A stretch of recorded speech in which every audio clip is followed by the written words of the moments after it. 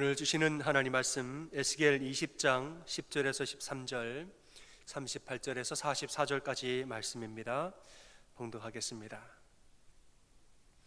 그러므로 내가 그들을 애굽 땅에서 나와서 광야에 이르게 하고 사람이 준행하면 그로 말미암아 삶을 얻을 내 율례를 주며 내 규례를 알게 하였고, 또 내가 그들을 거룩하게 하는 여호와인 줄 알게 하려고 내 안식일을 주어 그들과 나 사이의 표징을 삼았노라.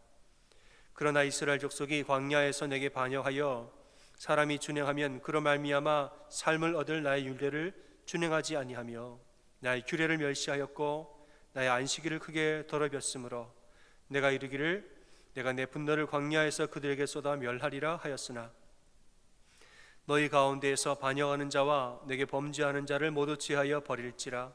그들을 그 머물러 살던 땅에서는 나오게 하여도 이스라엘 땅에는 들어가지 못하게 하리니 너희가 나는 여호와인 줄을 알리라. 주 여호와께서 이같이 말씀하셨느니라. 이스라엘 족속아, 너희가 내 말을 듣지 아니하려거든 가서 각각 그 우상을 섬기라. 그렇게 하려거든 이후에 다시는 너희 예물과 너희 우상들로 내 거룩한 이름을 더럽히지 말지니라. 주 여호와의 말씀이니라. 이스라엘 온 족속이 그 땅에 있어서 내 거룩한 산 곧 이스라엘의 높은 산에서 다 나를 섬기리니 거기에서 내가 그들을 기쁘게 받을지라. 거기에서 너희 예물과 너희가 드리는 첫 열매와 너희 모든 성물을 요구하리라. 내가 너희를 인도하여 여러 나라 가운데에서 나오게 하고 너희가 흩어진 여러 민족 가운데에서 모아낼 때에 내가 너희를 향기로 받고 내가 또 너희로 말미암아 내 거룩함을 여러 나라의 목전에서 나타낼 것이며, 내가 내 손을 들어 너희 조상들에게 주기로 맹세한 땅 곧 이스라엘 땅으로 너희를 인도하여 드릴 때에 너희는 내가 여호와인 줄 알고 거기에서 너희의 길과 스스로 더럽힌 모든 행위를 기억하고 이미 행한 모든 악으로 말미암아 스스로 미워하리라. 이스라엘 족속아, 내가 너희 악한 길과 더러운 행위대로 하지 아니하고 내 이름을 위하여 행한 후에야 내가 여호와인 줄 너희가 알리라. 주 여호와의 말씀이니라. 아멘. 잠시 오늘 말씀을 위해서 기도하겠습니다. 하나님, 오늘도 우리에게 귀한 말씀을 주시고 또 말씀을 가까이 하며 말씀을 먹고 살게 하심을 감사합니다. 이 아침에 주시는 말씀 우리 마음으로 받고 영으로 받아 그 말씀을 오늘도 묵상하고 주님 말씀을 마음에 품고 사는 참으로 복된 이 하루 되게 우리를 인도하여 주시옵소서. 예수님 이름으로 기도드립니다. 아멘. 오늘 에스겔 말씀 20장 말씀을 함께 읽었습니다. 에스겔이 바벨론 포로기에 선지자로 활동할 때에 어느 날 이스라엘 장로들 몇 사람이 여호와께 물어보려고 에스겔을 찾아왔다라고 말합니다. 근데 하나님 앞에 물어보기도 전에 하나님의 강력한 말씀으로 그들에게 먼저 던지셨습니다. 너희가 내게 물으려고 왔느냐? 내게 묻기를 내가 용납하지 아니하리라. 질문하러 온 사람에게 질문도 할 필요 없다라고 강력한 선포를 하십니다. 그 뒤에 하나님 바로 출애굽 이야기로 그들에게 말씀하십니다. 너희가 애굽에서 고생할 때 거기서 구해주고 또 가나안 땅으로 인도하리라 내가 약속을 해주었는데 너희 조상들 애굽에서 나오자마자 바로 우상을 섬기고 죄를 지었다. 그래서 내가 그 세대들을 광야에서 멸하고 다음 세대를 또 가나안으로 인도했는데 그 세대들도 가나안 땅에 들어가자마자 또 우상을 섬기고 죄를 지었다. 이런 말씀을 하십니다. 이제는 내가 참고 참다가 더 이상 참지 못하여서 내가 심판을 하는 것이다. 당시로 보자면 출애굽 이야기는 약 800년도 더 된 이야기입니다. 그러니까 지금 하나님이 심정을 토로하시는 것은 내가 지금 너희를 800년 동안 반복되는 죄를 참고 참다가 결국에는 내가 지금 심판을 하고야 마는 것이다. 장로들이 묻기도 전에 먼저 하나님의 심정을 그들에게 토로하고 계십니다. 하지만은 하나님의 계획은 절대로 이 심판이 전부가 아님을 알 수 있습니다. 40절 이하에 보면 그럼에도 불구하고 훗날에는 너희를 인도하여서 이스라엘 땅으로 다시 인도하리라 하면서 회복에 대한 약속도 동시에 하고 계심을 우리는 알 수 있습니다. 여러분, 성경에 나오는 수많은 예언서 말씀들이 이러한 공통점을 다 가지고 있다는 것을 우리는 말씀 읽어보면 알 수가 있죠. 예언서들을 얼핏 들으면 분노와 심판의 예언 같지만은, 하지만 이 예언을 끝까지 들어보면 결국에는 다 회복을 예언하고 있다는 것을 우리는 공통적으로 알 수가 있습니다.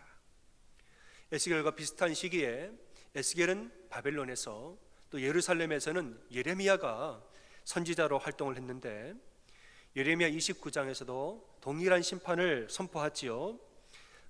예레미야는 바벨론 포로들에게 편지를 보내서 그런 말을 합니다. 우리나라는 망할 것이고 하나님 우리를 심판하실 것이다. 그러니까 너희는 돌아올 생각하지 말고 거기 집을 짓고 텃밭을 만들어서 살아야 한다.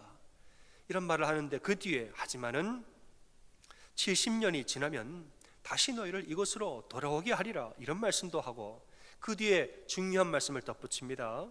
너희를 향한 나의 생각은 내가 아나니 재앙이 아니라 곧 평안이요 너희 장래에 소망을 주려 하는 생각이라. 예레미야도 이 말씀을 하고 있다는 거예요. 그러니까 얼핏 들으면 무서운 심판의 이야기 같지만, 좀 더 자세히 들어보면 결국에는 소망과 희망의 말씀이라는 것을, 우린 예언서 말씀이 모두 다 이렇다는 것을 알 수가 있습니다. 여러분, 이것이 우리를 향한 하나님의 진심이라는 것을 믿으시길 바랍니다. 하나님의 진심을 모르면 서운합니다. 하나님의 진심을 모르면 왜 이런 일을 허락하십니까? 원망을 합니다. 하지만은 조금 더 들어보고, 조금 더 기도하고, 조금 더 하나님의 마음을 묵상해보면 하나님의 진심, 우리를 향한 하나님의 참된 사랑을 우리는 묵상할 수가 있게 되는 것입니다. 하지만은 어떻게 우리가 이 하나님의 진심을 알 수 있을까? 이런 문제가 있지요. 어떻게 하면 하나님의 진심을 알 수 있을까? 예레미야 선지자는 그 뒤에 이런 말을 또 합니다. 너희는 내게 부르짖으며 와서 내게 기도하면 내가 너희를 들을 것이요 너희가 전심으로 나를 찾고 찾으면 나를 만나리라 말하고 있습니다. 희망의 메시지가 있는데, 전심으로 부르짖고 기도하는 자는 이 희망의 메시지를 알게 되리라, 이런 말인 것이지요. 간절한 마음으로 기도하는 자는 하나님 만납니다. 누가 하나님 진심을 아느냐? 진심으로 기도하는 자는 하나님 진심을 압니다. 사랑하는 여러분, 우리 인생에 어떠한 어려움이 와도 하나님은 반드시 우리를 지키시고 끝까지 사랑하신다는 사실을 믿고 사시기를 바랍니다. 때로는 나 혼자 이길 수 없는 세계적인 고난이 오고, 혹은 때로는 나 자신의 연약함 때문에 우리가 자초한 어려움을 당하기도 합니다. 지금 우리는 지난 1년 반 이상 세계적인, 우리 개개인의 힘으로는 저항할 수 없는 세계적인 고난을 이미 우리는 당하는 시대를 살고 있습니다. 하지만은 그 고난의 종류가 어떠하든지, 개인의 고난이든 전 세계적인 고난이든, 그것이 무엇으로 인하여 생긴 고난이든 이유를 불문하고, 어떠한 상황과 고난 가운데에도 우리를 향한 하나님의 사랑은 결코 변함이 없다는 사실을 여러분 믿고 사시기를 바랍니다. 에베소서 2장 7절에 보면은 그 은혜의 지극히 풍성함을 오는 여러 세대에 나타내려 하신다라고 말하고 있습니다.